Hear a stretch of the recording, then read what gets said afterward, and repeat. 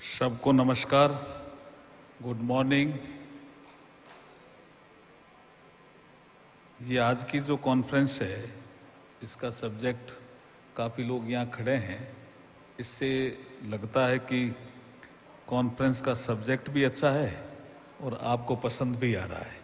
नहीं तो बहुत से ऐसे कॉन्फ्रेंस होती है जिसमें जगह हम बुक करते हैं, वो जगह ही नहीं भरती है। यहाँ जगह भी भर गई और आप यहाँ खड़े हो, इसलिए आप सबके लिए ताली बजाओ, जोरदार स्वागत करो आप। Conference on India's progressive path in the administration of criminal justice system. Subject भी बहुत भारी भरकम है और इस कॉन्फ्रेंस के लिए जो मंच सजा है, इस सजे हुए मंच पर हम सबको ऊर्जा दे रहे हैं honourable justice T S. Sivagnanam, chief justice Calcutta high court. हमारे राजीव मनी हैं, secretary department of legal affairs, ministry of law and justice, और Rita Vashishtha, member secretary law commission of India. ये तो मंच पे बैठे हैं, लेकिन मंच के अलावा भी बहुत विद्वान लोग भी बैठे हैं, जजेज भी बैठे हैं, जिसमें जस्टिस हरीश टंडन जी भी बैठे हैं, हमारे जो वीसी भी बैठे हैं नेशनल लॉ यूनिवर्सिटी के हमारे चक्रवर्ती साहब, हमारे एएसजी भी अशोक कुमार चक्रवर्ती जी भी बैठे हैं, एडवोकेट जनरल वेस्ट बंगाल, और हमारे बार एसोसिएशन के प्रेसिडेंट और उनके सब साथी, office bearer, bar council of India के भी बहुत से पदाधिकारी बैठे हैं, हमारे जो बंगाल के लॉ एंड जस्टिस से संबंधित प्रिंसिपल सेक्रेटरी लॉ या रजिस्ट्रार जनरल हाई कोर्ट, वो भी बैठे हैं, हमारे पुलिस ऑफिसर के भी बहुत सीनियर अधिकारी बैठे हैं, आर्मी के भी मैं अधिकारी देख रहा हूँ, स्टूडेंट भी देख रहा हूँ, और प्रेस के साथी भी हैं। आप सबको नमस्कार। कैसा लग रहा है ये वर्कशॉप? आपको ठीक लग रहा है ना? यस और नो तो बोलिए, कैसा लग रहा है वर्कशॉप? यस, ठीक है। मैं अब इस बंगाल की धरती से, ये बहुत पवित्र धरती है, ये कोलकाता की धरती, यहाँ ऐसे विद्वान और ऐसे मार्गदर्शक पैदा हुए हैं जिन्होंने अपनी लेखनी से, अपने वक्तृत्व से बंगाल को ही प्रभावित नहीं किया है, देश और दुनिया को भी प्रभावित किया है। ऐसे कुछ नाम मैं ले रहा हूं। ऐसी धरती पे आज हम ये शानदार वर्कशॉप कर रहे हैं। इसमें रविंद्रनाथ टैगोर का नाम सबसे ऊपर, राजा राम मोहन राय का नाम सबसे ऊपर, ईश्वरचंद विद्यासागर का नाम भी कम नहीं है, महर्षि अरविंदो का नाम भी कम नहीं है, और नेताजी सुभाष चंद्र बोस और स्वामी विवेकानंद की ये धरती है। मैं इस धरती को प्रणाम करते हुए मेरी बात को प्रारंभ करता हूं। देखिए, कुछ लोग कहते हैं कि इसकी अभी जरूरत क्यों पड़ी। मैं थोड़ा आपको हिस्ट्री में ले जाना चाहता हूं। हमारे इंडियन हिस्ट्री में कुछ ईयर्स बहुत महत्वपूर्ण हैं, जैसे 1757 इंपोर्टेंट है ना भाई ईयर। क्या हुआ था 1757 में? है? क्या हुआ था? प्लासी का युद्ध हुआ था। ठीक बोल रहे हैं आप। मैं कुछ बीच बीच में पूछता रहूंगा, लेकिन इसमें भी एक एक्ट था जिसके कारण पूरी सोसाइटी को हिला दिया। उस जो डॉक्ट्रिन का नाम ध्यान है आपको? आप तो सब लॉ से संबंधित हो। डॉक्ट्रिन ऑफ लैप्स था या नहीं था? अब देखिए, ऐसा एक एक्ट बना दिया कि अगर कोई राजा जिसके कोई संतान नहीं है, वो गोद नहीं ले सकता। वो हमारी इंडियन कल्चर का पार्ट था गोद लेना। तो राजाओं को लगा कि अगर हमारे संतान नहीं है तो ये ब्रिटिशर्स तो हमारे राज्य को छीन लेंगे। तो 1757 में प्लासी का युद्ध हुआ। बंगाल, बिहार, उड़ीसा को रेवेन्यू राइट, उड़ीसा के लिए revenue rights east India company को मिले। ठीक 100 साल बाद एक कानून ने इस देश में हलचल करी कि ईस्ट इंडिया कंपनी का कानून चला गया और क्राउन का कानून आ गया। ठीक है ना भाई, मैं ठीक बोल रहा हूं? और 1858 में एक पहला एक्ट आया। 1858 में 1858 1757 प्लासी का युद्ध।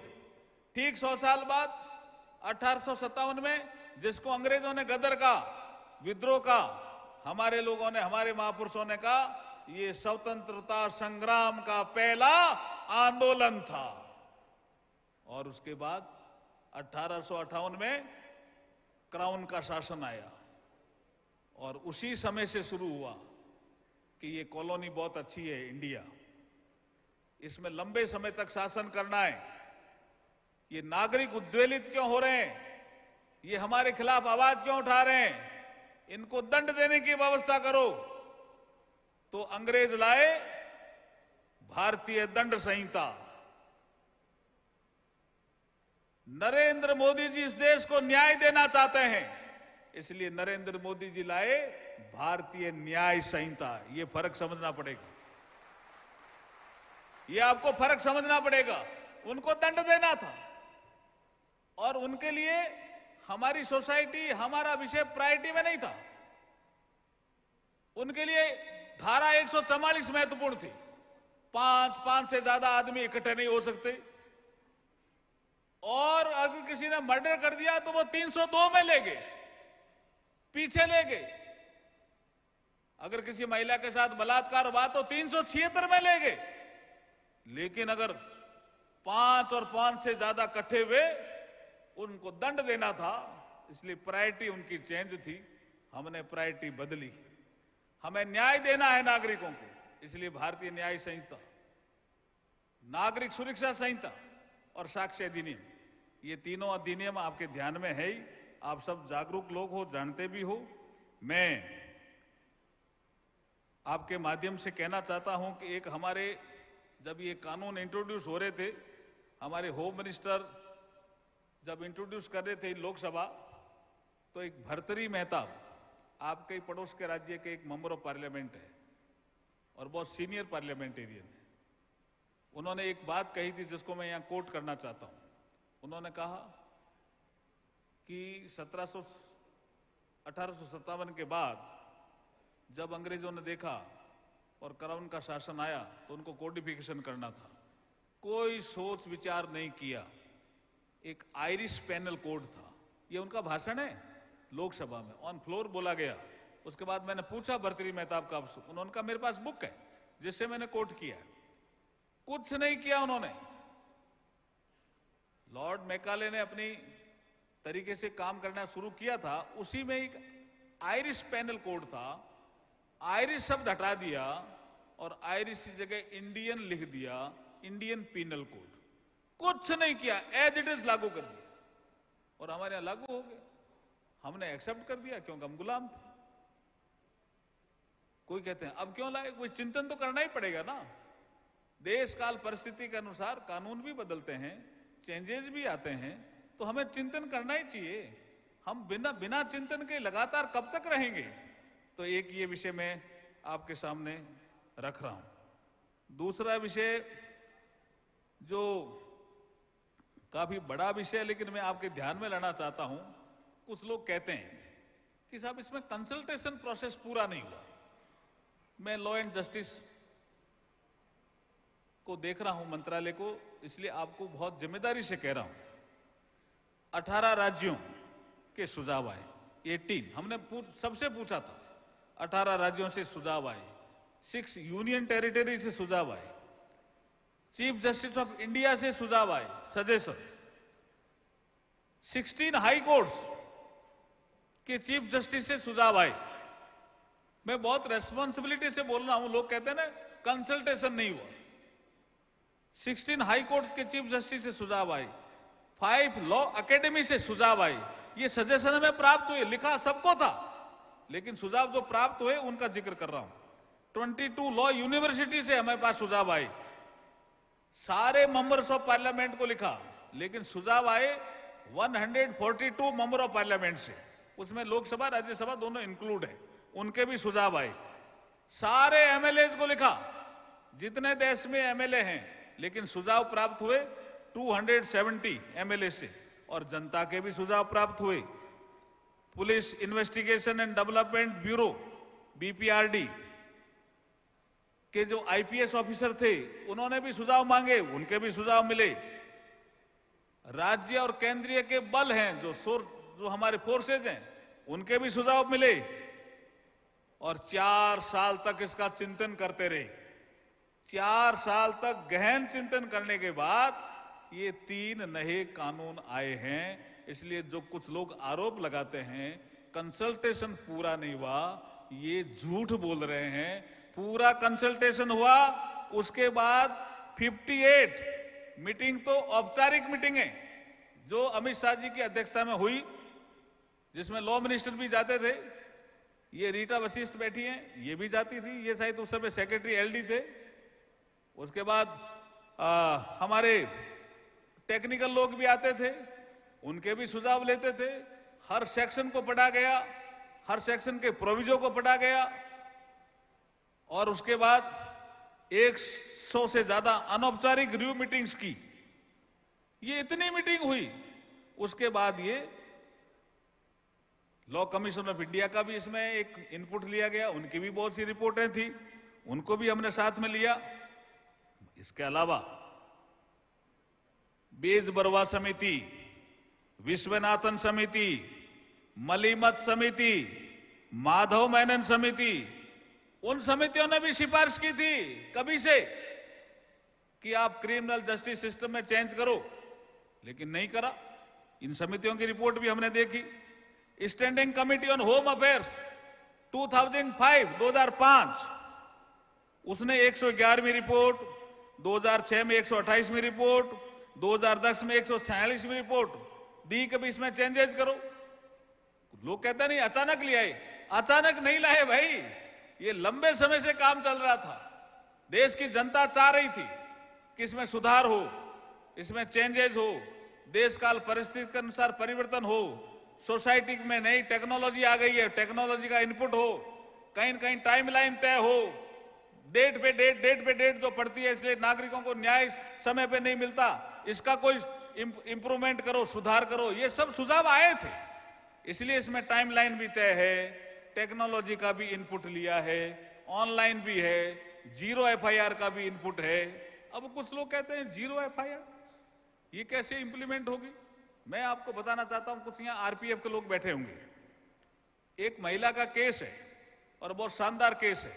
एक महिला फर्स्ट एसी में यात्रा कर रही है, उसके पास पर्स है, उसमें गोल्ड भी है, लेकिन उसका पर्स चोरी हो गया फर्स्ट एसी से।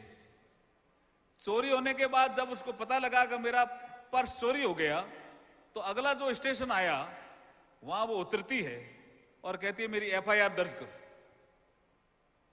तो जीआरपी वाले पूछते हैं कि आपका पर्स चोरी कब हुआ। उसने कहा मैं तो नींद में थी। कहने नहीं, ये तो बताना पड़ेगा आपको ये तो बताना पड़ेगा कि आपका पर्स चोरी कहां हुआ। उन्होंने कहा मैं नींद में थी, मुझे अब पता चला। तो जुरिस्डिक्शन तय ही नहीं था। जीआरपी कुछ और बोलती थी, आरपीएफ कुछ और बोलता था। तो उस महिला का क्या अपराध है जो फर्स्ट एसी में यात्रा कर रही है, पर्स चोरी हो गया, एफआईआर दर्ज होनी चाहिए या नहीं होनी चाहिए थी? नहीं हुई। किसका दोष? सिस्टम का दोष।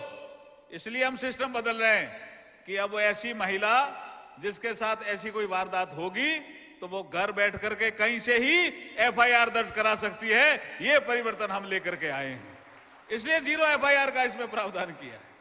लोग कहते हैं इसकी क्या जरूरत है, ये इंप्लीमेंट कैसे होगा? अब हो जाएगा भाई इंप्लीमेंट, टेक्नोलॉजी बदल गई है। तो ऐसे कई इसमें सुधार है। बस अब एक लास्ट में, ये समय क्यों उपयुक्त है उसके बारे में, स्वामी विवेकानंद की धरती है, इसलिए उन्हीं का ही एक कोट या उन्हीं का ही एक घोषणाएं कह करके मेरी बात को समाप्त करूंगा। 1893 में स्वामी विवेकानंद शिकागो गए थे। शिकागो गए थे ना भाई, गए थे ना? वहां एक मिशिगन यूनिवर्सिटी है। 1895 में वो भाषण देने गए। तो एक महिला पत्रकार है, उस समय ये इलेक्ट्रॉनिक मीडिया नहीं होता था, प्रिंट मीडिया था। उन्होंने स्वामी जी के पास आकर के कहा कि स्वामी जी आपने भाषण तो बहुत शानदार दिया, लेकिन ये आपका देश आजाद कब होगा? तो ये उस समय बहुत कठिन सवाल था। 1895 उस समय ये कठिन सवाल था, बिल्कुल कठिन था, इसमें कोई शक नहीं है। कब आजाद होगा क्या पता। तो स्वामी जी मेडिटेशन में चले गए। तो महिला दूर चली गई ये कहते हुए, बड़बड़ाते हुए कि जब कोई कठिन सवाल आता है तो ऐसे लोग भी चुप हो जाते हैं। लेकिन स्वामी मेडिटेशन में गए। स्वामी जी मेडिटेशन के बाद जागे तो महिला दूर चली गई थी। स्वामी जी ने कहा बुलाओ भाई उसको। बुलाया, बोला मेरी सुनो, मेरा देश कब आजाद होगा? तो उसने कहा सुनाइए। लेकिन उन्होंने, स्वामी जी ने कहा मैं 3 भविष्यवाणी कर रहा हूं। उन्होंने कहा नहीं, मैंने 1 पूछा, 1 बता दो। उन्होंने कहा 3 करूंगा, और 3 करी उन्होंने। क्या? मेरा देश विदिन 50 इयर्स ऐसी परिस्थितियां बनेगी कि देश आजाद हो जाएगा। कब बोल रहे हैं स्वामी जी? 18, ताली बजा रहे हो तो जोर से बजा दीजिए ताली भाई। हाँ, 1895 में बोल रहे हैं। 50 साल गिनो। 1945, अब आप इंग्लैंड का इतिहास देखो। 1945 में सेकेंड वर्ल्ड वॉर समाप्त हो जाता है। चर्चिल भी चुनाव लड़ता है, एटली भी चुनाव लड़ता है। एटली कहता है अपने मैनिफेस्टो में कि अगर मैं जीता तो मैं इंडिया को आजाद करूंगा। चर्चिल कहता है कि नहीं, मैं अभी आजाद नहीं करूंगा। ये मैनिफेस्टो में 2 फर्क थे। आप चर्चिल जैसा आदमी जो सेकेंड वर्ल्ड वॉर जीत करके इंग्लैंड को महान बनाता है, वो 1945 में चुनाव हार जाता है और एटली प्रधानमंत्री बन जाते हैं। और एटली ने कहा नहीं नहीं, मेरी मैनिफेस्टो था, मैं इंडिया को आजाद करूंगा। और 45, 46 आते आते यहां इंटरिम गवर्नमेंट बन जाती है। तो स्वामी विवेकानंद की ये भविष्यवाणी सही हुई या नहीं हुई?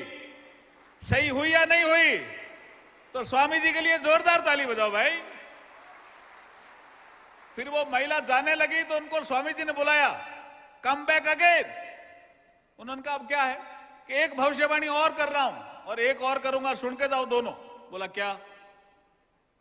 बोला 1816 में, ये हिस्ट्री आप पढ़ने वाले लोग समझ लेना, 1816 में कार्ल मार्क्स पैदा हुआ। उसने कहा यस, पैदा हुआ। ठीक 100 साल बाद रशिया में एक रिवॉल्यूशन होगा। तो वो महिला रोकती है स्वामी जी को, no no no Swami ji, Russia में रिवॉल्यूशन हो ही नहीं सकता। रशिया तो एग्रीकल्चर कंट्री है।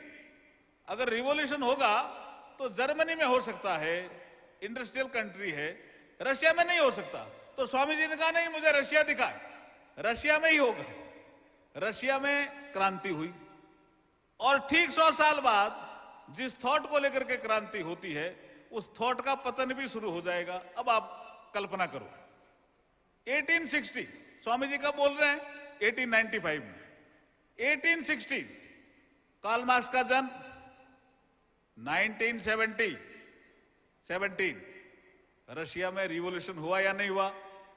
हुआ या नहीं हुआ? हुआ। और ठीक 100 साल बाद 2017 आते आते, ठीक है वो विचारधारा कहीं न कहीं है, लेकिन उस विचारधारा का जो स्वामी जी ने उस समय कहा था कि अंत होना शुरू हो जाएगा, वो भी हम देख रहे हैं। तो इसका मतलब स्वामी जी की दूसरी भविष्यवाणी भी सही हुई है या नहीं हुई? सही हुई ना?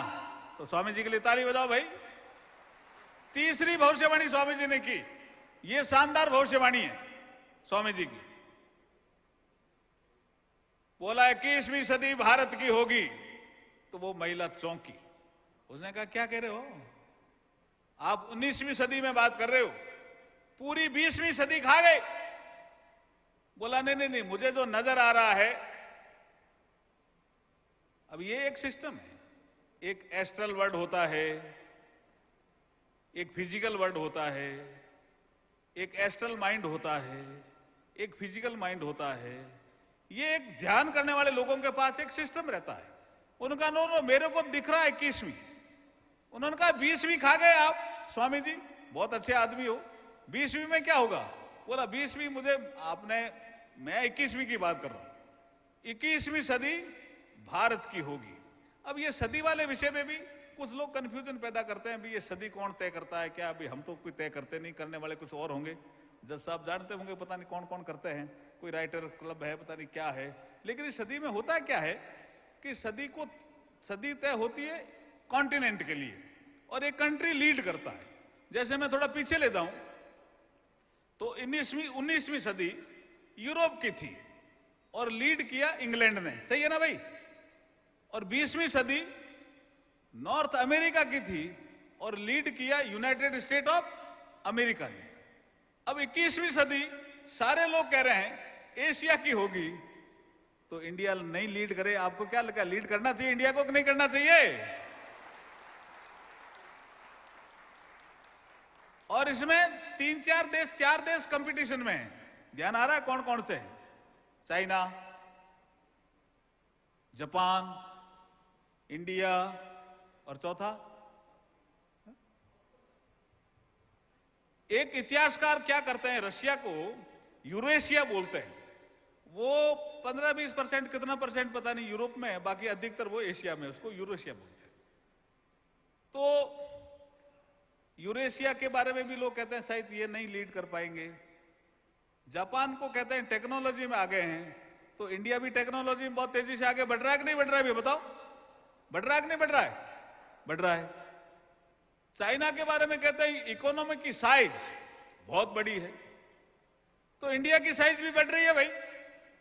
हम फिफ्थ लार्जेस्ट इकोनॉमी हो गए, 1-2 साल में हम 3rd लार्जेस्ट इकोनॉमी हो जाएंगे, तो इकोनॉमी में भी हम आगे बढ़ रहे हैं कि नहीं बढ़ रहे हैं? लेकिन इसके अलावा भी बहुत से पैरामीटर हैं सदी के लिए। क्या? Democratic setup of the society. अगर उसमें 100 मार्क्स देंगे तो चाइना को कितने मार्क्स मिलेंगे और इंडिया को कितने मिलेंगे? बताओ भाई। डेमोक्रेटिक सोसाइटी इंडिया में ही अच्छा है ना सेटअप, चाइना में कहां है? टेक्नोलॉजी में भी हम इंप्रूव कर रहे हैं, लेकिन एक फैमिली इनपुट भी है। फिलेंथ्रोपिक सोसाइटी होनी चाहिए कि नहीं होनी चाहिए उस देश में जो लीड कर रहा है।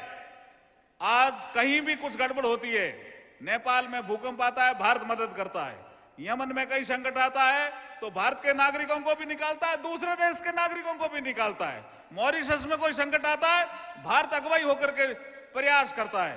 तो वर्ल्ड लीडर बनने की जो क्वालिटी भारत में आगे तेजी से बढ़ी है, योग भारत की विद्या संसार के लोग कर रहे हैं। स्पेस भारत में टेक्नोलॉजी के माध्यम से वर्ल्ड लीडर स्पेस में बन गया है, आयुष में वर्ल्ड लीडर बन गया है। ऐसे कई ऐसे सेक्टर है जिसमें भारत वर्ल्ड लीडर तेजी से बढ़ रहा है।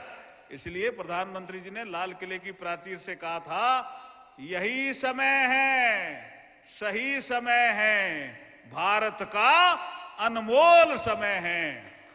इसलिए स्वामी विवेकानंद जी ने जो भविष्यवाणी मिशिगन यूनिवर्सिटी में की थी, इसलिए कुछ लोग कह रहे हैं कि अभी क्यों लाए भाई? जब 21वीं सदी भारत की होने ही वाली है, तो जो भारत के लोग जैसा सोचते हैं ऐसे कानून आने चाहिए कि नहीं आने चाहिए? बताओ भाई, आने चाहिए ना? इसी के लिए ये वर्कशॉप है। मुझे लगता है कि आपके 3 जो टेक्निकल सेशन हैं वो भी बहुत महत्वपूर्ण होने वाले हैं। और जैसे चीफ साहब ने कहा कि इनको शायद यहाँ के जो कलकत्ता हाईकोर्ट के जो जज साहब हैं वो प्रिजाइड ओवर करेंगे। 3 टेक्निकल सेशन है जहां तक मैं समझ पा रहा हूं। आप टेक्निकल सेशन में जो सुझाव आएंगे, मुझे लगता है कि हम उनको यहां संकलित करेंगे और होम मिनिस्ट्री को भेजेंगे और 1 जुलाई से ये लागू होगा। आप इसको प्रिपेयर मन में रखिए। बहुत अच्छे चेंजेस वाले लॉ हैं, भारत को आगे बढ़ाने वाले लॉ हैं, भारत के नागरिकों को सुरक्षा देने वाले लॉ हैं, भारत के नागरिकों को न्याय देने वाले लॉ है। टेक्नोलॉजी का इसमें प्रयोग है, टाइमलाइन तय है। इसलिए इस लॉज को जब 1 जुलाई से लागू हों तो नागरिक अवेयरनेस फैलाएं सोसाइटी में कि ये अच्छे लॉ हैं। इसलिए हमने कलकत्ता को इस वर्कशॉप के लिए चुना। आप अवेयरनेस फैलाएंगे ना? फैलाएंगे? यस और नो? फैलाएंगे? बोलिए भारत माता की जय। धन्यवाद।